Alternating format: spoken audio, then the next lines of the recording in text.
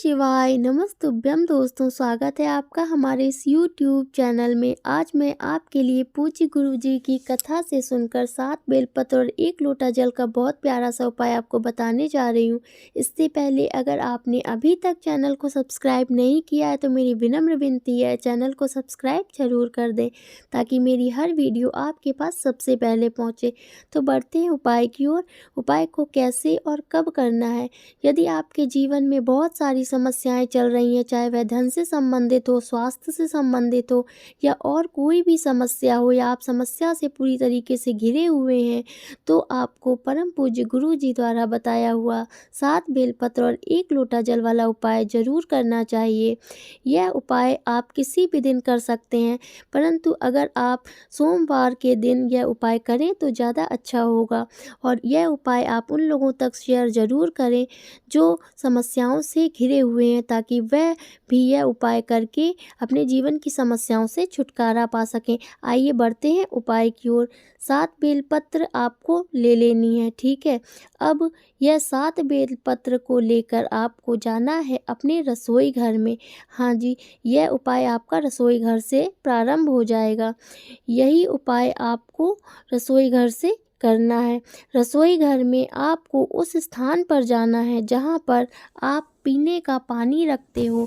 जिस पात्र में आप जल रखते हो, चाहे वह मटका हो, बाल्टी हो, टंकी हो या कोई भी पात्र हो जिसमें आप पीने का पानी रखते हो, आपको 7 बेलपत्र लेकर उस पात्र के पास जाना है। अब 7 बेलपत्र में से 1 बेलपत्र आपको लेनी है और वहीं पर रख देनी है जहाँ आपका पानी पीने का पात्र है।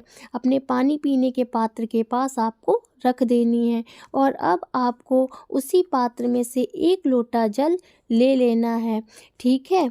उसी मटके से, उसी बाल्टी से जिससे आप पीने के लिए पानी लेते हो। अब आपको घर से उस स्थान पर जाना है जहाँ पर बेलपत्री का पेड़ लगा हो। बेलपत्री का पेड़ तो बहुत पूजनीय होता है। और अब आपको जो आपके पास 6 बेलपत्र बची हुई हैं उसमें से 1 बेलपत्र लेनी है और बेलपत्री के पेड़ के नीचे रख देनी है और थोड़ा सा जल बेलपत्री के पेड़ पर छोड़ देना है, ठीक है।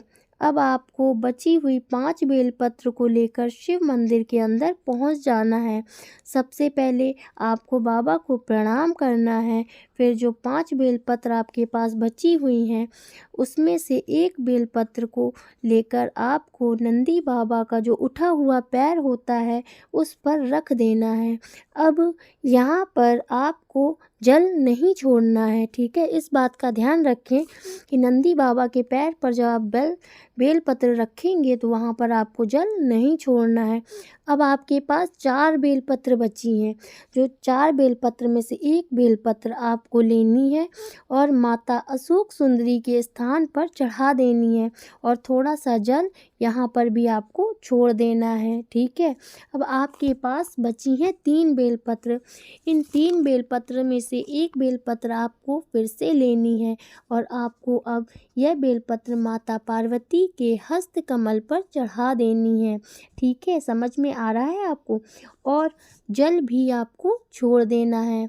अब जो 2 बेलपत्र बची हैं आपके पास उसमें से आपको 1 बेलपत्र लेनी है और उस बेलपत्र को आपको महादेव के शिवलिंग पर चढ़ा देना है। और बेलपत्र को आप इस प्रकार से चढ़ाएंगे कि आपकी तरफ पत्ती हो और आपके सामने की तरफ बेलपत्र की डंडी होनी चाहिए, ठीक है। अब आपको थोड़ा सा जल शिवलिंग पर भी चढ़ा देना है, पूरा जल नहीं चढ़ाना है।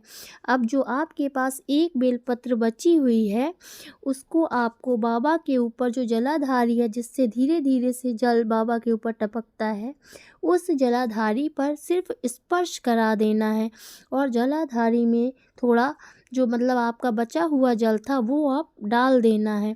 अब वह बेलपत्र जो आपने जलाधारी में स्पर्श कराई है उसको लेकर अपने घर जाना है, ठीक है। पर यह करने से पहले आपको बाबा से प्रार्थना करनी है। आपकी जो भी समस्या हो वो आपको बाबा को बता देनी है, चाहे वह धन से संबंधित हो, स्वास्थ्य से संबंधित हो या कोई भी आपकी जो समस्या हो वो आपको बाबा को बता देनी है।